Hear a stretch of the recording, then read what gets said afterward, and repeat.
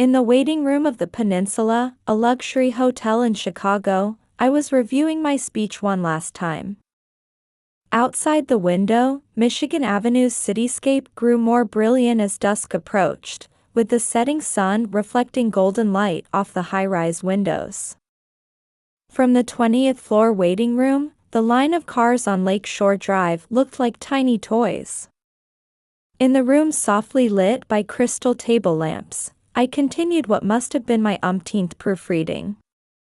The habits I'd cultivated as an editor wouldn't leave me even at a time like this. I pored over every word, infusing each with meaning. "Jenny, are you still at it?" My mother Patricia walked in, her perfectly set platinum blonde hair gleaming. Her elegant bearing, wrapped in an Hermes tweed jacket, befitted her status as a pillar of Chicago society. Behind her stood my sister Rachel, dressed in a pristine Vera Wang wedding gown. The diamond necklace adorning her décolletage was, naturally, from our family jewelry store's most exclusive collection. "Yes, just final checks," I replied, slightly adjusting my black-rimmed glasses. My simple navy dress was appropriately understated for my position as editor-in-chief at Riverside Publishing. The single pearl at my neck cast a soft glow, like a symbol of the choices I'd made over my 35 years of life. Today was my sister's wedding. The groom was Christopher Bennett, an up-and-coming Chicago investor who was also an important business partner of our father's company, Morgan Properties. He was the perfect groom, living in a mansion in the North Shore District and holding membership at the Chicago Golf Club. 300 guests should already be gathering in the grand ballroom. Everything was perfectly arranged, special catering from the Waldorf Astoria, a string quartet from the Chicago Symphony Orchestra, and floral arrangements by the venerable Phillips Flowers. "My, that's quite long," Mother peered at my speech draft. As the owner of the high-end boutique chain, Morgan Boutiques, she always had an appraising look in her eyes. That gaze was now directed mercilessly at my manuscript. "Oh, Jenny, you never change." "Always so painfully meticulous," Rachel smirked.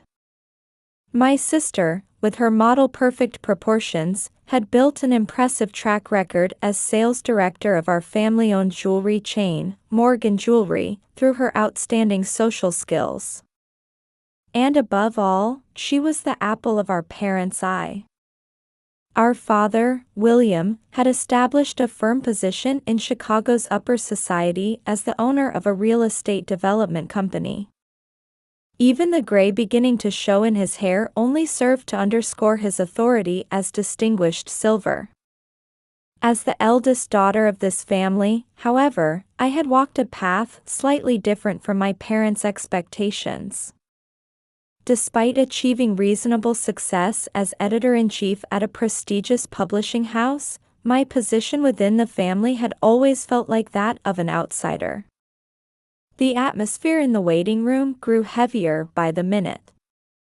Outside the window, black limousines arrived one after another at the hotel, with formally dressed guests stepping out. Ladies' cocktail dresses swayed elegantly in the evening light.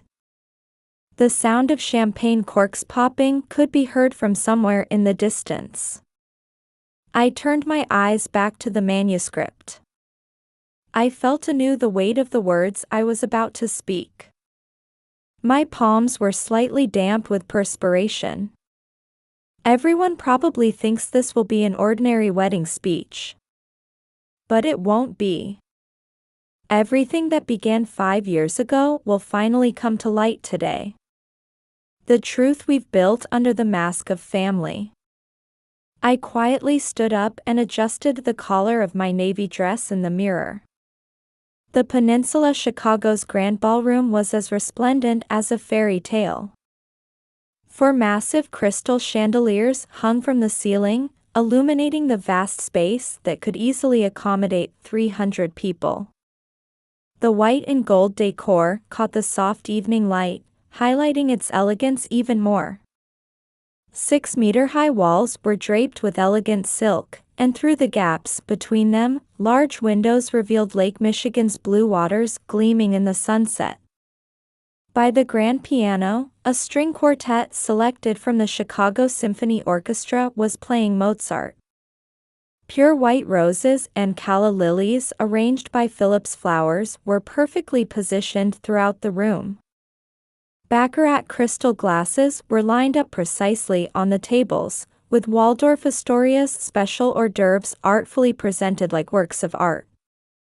Chicago's high society representatives took their seats one after another in the 300 Tiffany chairs. The Harrison couple, real estate moguls who were father's business partners, members of the Wilson family who served on the Chicago Art Institute's board, and the social elite who frequented mother's boutique. The ladies' designer dresses and sparkling jewels created what seemed like a symphony of light throughout the room. I stood near the reception, watching the guests file in while mentally rehearsing my speech. "Jenny, shouldn't you be taking your seat too?" I nodded slightly at Mother's voice from behind me. On my way to the main table, I caught Christopher's eye. I quietly took my seat and pulled out my prepared speech. At that moment, Rachel shot me a sharp glance. "You're not planning to read such a long speech, are you?" Rachel's voice contained obvious mockery. The pure white Vera Wang dress accentuated her perfect proportions even more. At her neck, the diamond necklace from Morgan Jewelry's most exclusive collection gleamed assertively. "Yes, this is my prepared speech," I answered, trying to appear calm, but couldn't hide the trembling in my hands. "How boring. Why not just improvise? Wouldn't that be more moving?" My sister smiled maliciously and suddenly reached for my manuscript. It happened in an instant. Rachel's hands ruthlessly tore my speech apart, sending it flying like confetti. She tossed the torn bundle of papers to the floor with a satisfied expression, and I watched as some pieces fluttered all the way to nearby tables. "That's right, Jenny. You're always like this, too stiff," Mother laughed softly beside me, shrugging her shoulders as if to condone Rachel's actions. The gesture suggested I was some foreign element unable to read the room. The atmosphere in the venue froze for a moment. Several guests turned toward us, but quickly averted their gazes as if to smooth things over. In high society etiquette, one should avoid interfering in another family's unsightly moments. I slowly stood up. With trembling hands, I grasped my champagne glass. In the corner of the room, a photographer positioned himself to capture the moment. Taking a deep breath, I surveyed the room. 300 pairs of eyes turned to me at once. The string quartet's music quietly faded, and the room was enveloped in silence. "Ladies and gentlemen, thank you all for gathering here today for my sister Rachel's wedding." My voice was steadier than I had expected. After a pause, I continued. "What I'm about to share is actually about a truth that everyone in our family knows." At that moment, my sister's expression tensed, and Mother's smile froze. Father furrowed his brow, and Christopher, the groom, changed color. The elegant atmosphere that had pervaded the venue suddenly transformed into one filled with tension. "It was spring, 5 years ago," my voice echoed through the silent venue. The hand holding my glass was no longer trembling. Rather, my conviction about the truth I was about to tell strongly supported my heart. At the time, I was living with my husband, James Sullivan, in a Lincoln Park townhouse. Those were dreamlike days, surrounded by the scent of geraniums blooming on our brownstone steps and the warmth of stained glass windows glowing in the morning sun.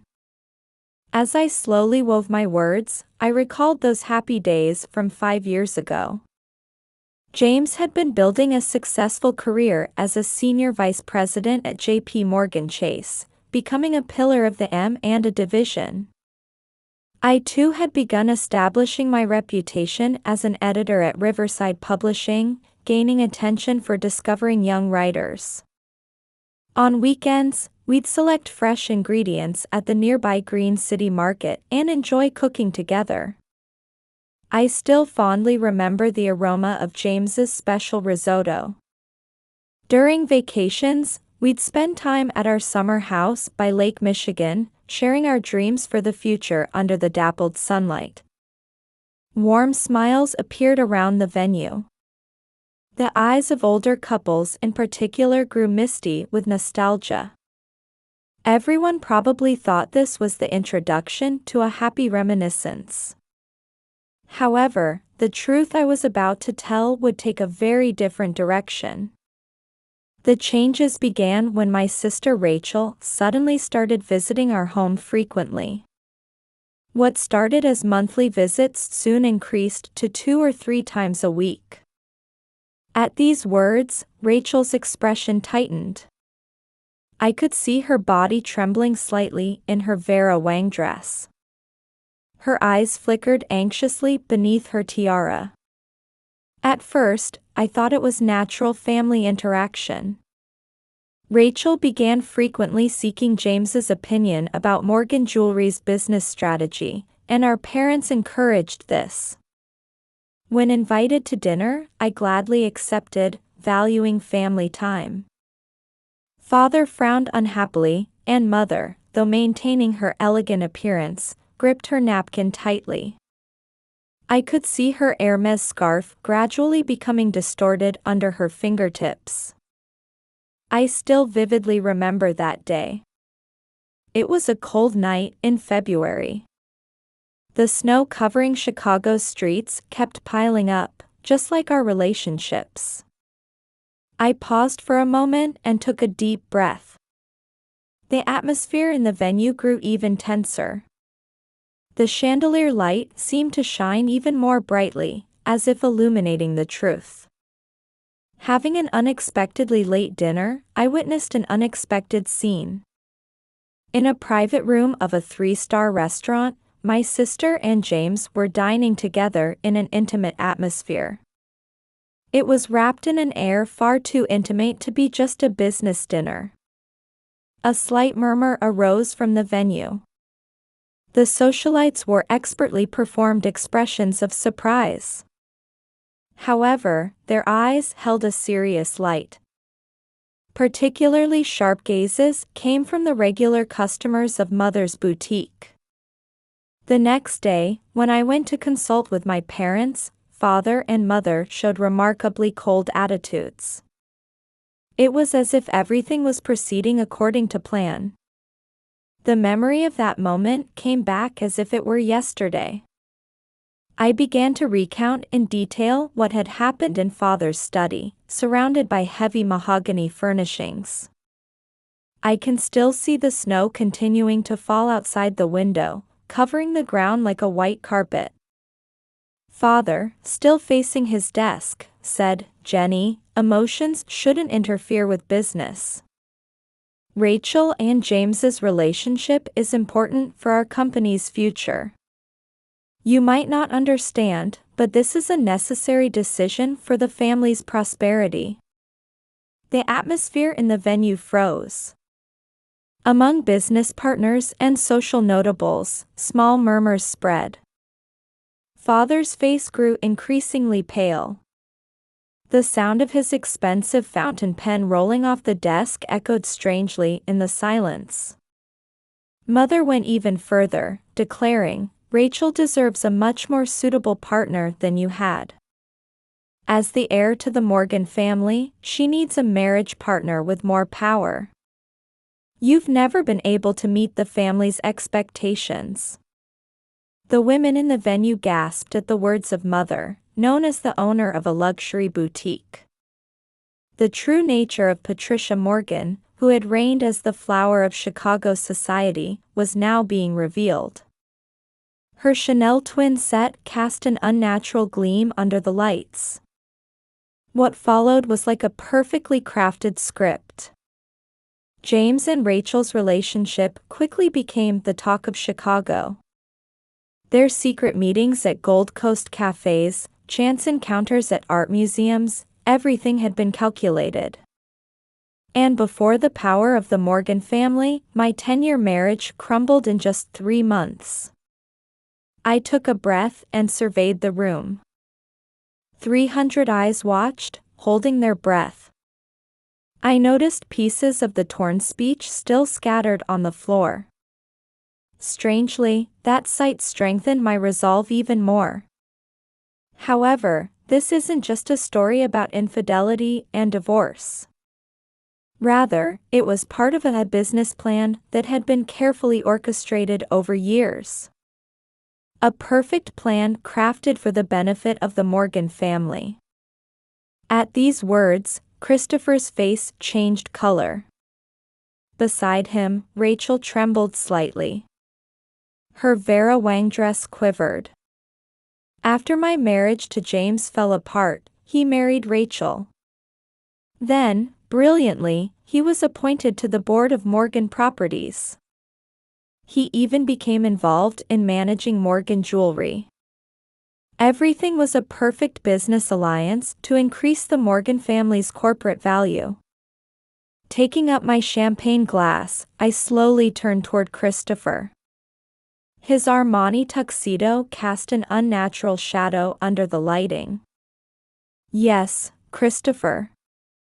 The path you're about to walk is exactly the same one James walked 5 years ago.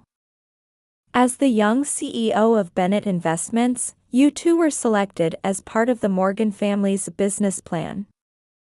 I paused for a moment. The blood drained from the groom's face. This happened a year ago, at the Chicago Art Institute's gala party. Christopher's face grew even paler. He must have understood all too well the meaning of my words.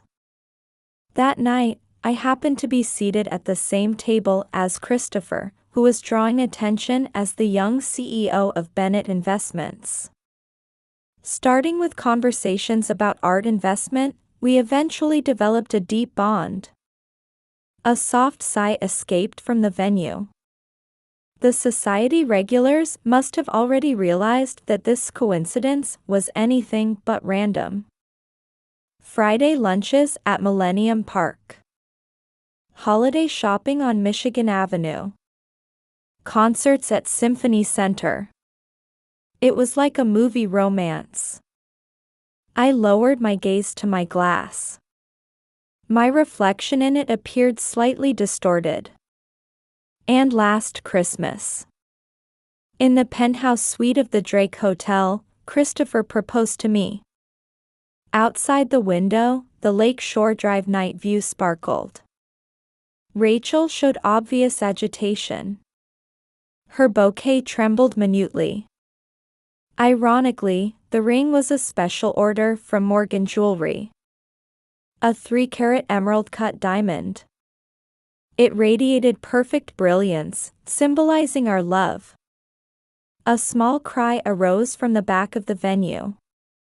One of Morgan Jewelry's regular customers must have remembered that ring.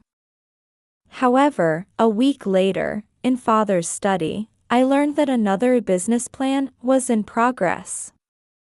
I looked at Father. His usually dignified expression was now twisted with bitterness. A merger plan with Bennett Investments. The key to its success was Christopher's marriage to Rachel. A perfect recreation of the events from 5 years ago. Mother shuddered slightly. Her Hermes scarf was disheveled at her neck. My engagement to Christopher didn't last a month. A chance encounter with Rachel was orchestrated, and once again, a new romantic scandal entertained society. Christopher tried to stand up, but Rachel grabbed his arm firmly to stop him. And today, this wedding is perfectly staged as a celebration of the business alliance between the Morgan and Bennett families. You might call it the ultimate M and a strategy to maximize corporate value. The atmosphere in the venue instantly froze. Corporate executives among the guests exchanged glances as if checking documents. But this isn't the end. I slowly took out a document from my handbag. Shocking content was recorded on the expensive letterhead. Over the past year, using my experience as a publishing editor, I conducted an investigation.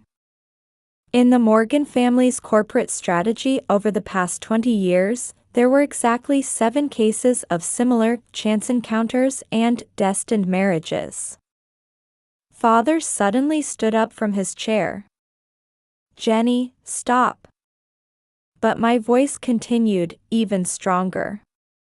Each time, the Morgan family acquired new business territories and increased their corporate value. But behind this, how many lives were trampled? A Chicago Tribune reporter was frantically taking notes.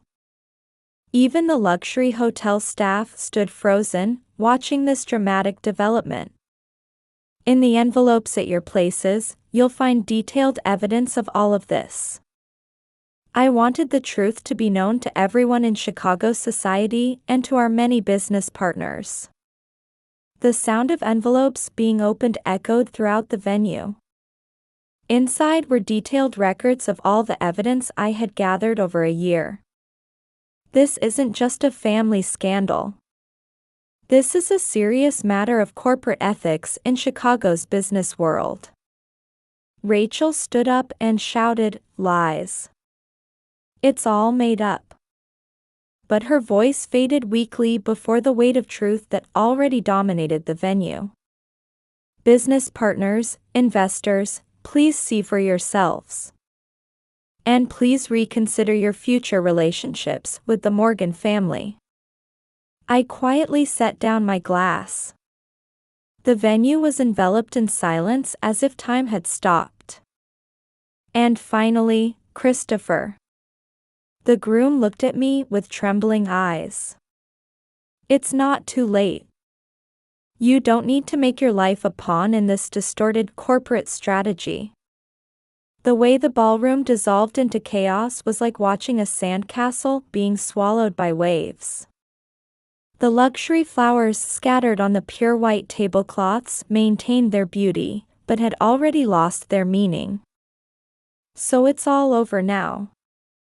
A week later, I stood by the window of my condominium overlooking Lake Michigan.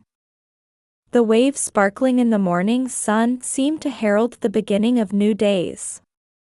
Events unfolded with surprising swiftness. The Securities and Exchange Commission's investigation, based on the evidence I provided, extended to the entire Morgan family corporate group. The Chicago Tribune reported on this historic scandal day after day. The dark side of Chicago's elite family, lives traded for corporate value. The headlines exposed years of truth to the light of day. Rachel flew to New York immediately after breaking off her engagement. Having lost her position as sales director at Morgan Jewelry, she vanished from the public eye. The last time I saw her, as she boarded her private jet, she had lost her usual haughty expression.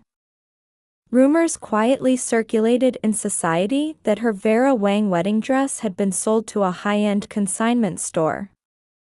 Father faced harsh questioning at the Morgan Properties shareholders meeting. Criticized for corporate governance failures, he was forced to step down as chairman. His once graying hair had turned completely white in just a few months. They say he now spends hours praying at a North Shore church every Sunday. Mother's Boutique saw a mass exodus of regular customers. Patricia Morgan's name no longer appears on Chicago society invitations. She now lives quietly at her Arizona villa. I hear her entire Hermes scarf collection has been donated to charity. Christopher ultimately chose truth. He fully cooperated with the SEC investigation, testifying candidly about his involvement. Bennett Investments is trying to reinvent itself under new management with greater transparency. Was this really the right thing to do? Kate, a young editor at Riverside Publishing, asked me this in the office. Outside the window, Chicago's streets were wrapped in their usual bustle. It was a necessary choice, I answered quietly. My desk, now as vice president after being promoted from editor-in-chief, was piled with new manuscripts. Among them was my debut work based on these events. The working title, Corporate Empire Brides, danced across the cover. 3 years have passed. Now, as president of Riverside Publishing in my new office facing Michigan Avenue, I focus on nurturing young writers. Corporate Empire Brides became a New York Times bestseller and won numerous literary awards. Most of the royalties are donated to a fund supporting corporate crime victims. Recently, I had an unexpected reunion. I ran into Christopher at the opening of the Chicago Art Institute's new wing. He now works in technology venture investment based in San Francisco. I heard the woman on his arm was an associate professor at Stanford University. "Thank you," he said softly to me as we parted. Those words contained no trace of our past feelings, only pure gratitude. I heard Rachel opened a small jewelry shop in Paris. According to Mother, she's trying to build something on her own for the first time in her life. Father recently established a charity organization, focusing on corporate ethics education. Mother spends her days quietly but fulfillingly in her Arizona community. And this spring, I met someone new. He's a lawyer working for an environmental protection organization, a man with genuine passion and solid ethical principles. On weekends, we go to farmers' markets together to pick out organic vegetables. Such simple happiness feels invaluable to me. Lake Michigan, visible from my office window, still shines beautifully. Its waves seem to gently wash away memories of the past while announcing the beginning of a new story. Speaking the truth sometimes comes at a great cost. But I still believe that choice was right. Family bonds may have broken, but everyone gained the opportunity to live their lives sincerely. I quietly stood up and reached for my coat. Outside, the soft spring sunlight gently embraced Chicago's streets. Another new day was about to begin.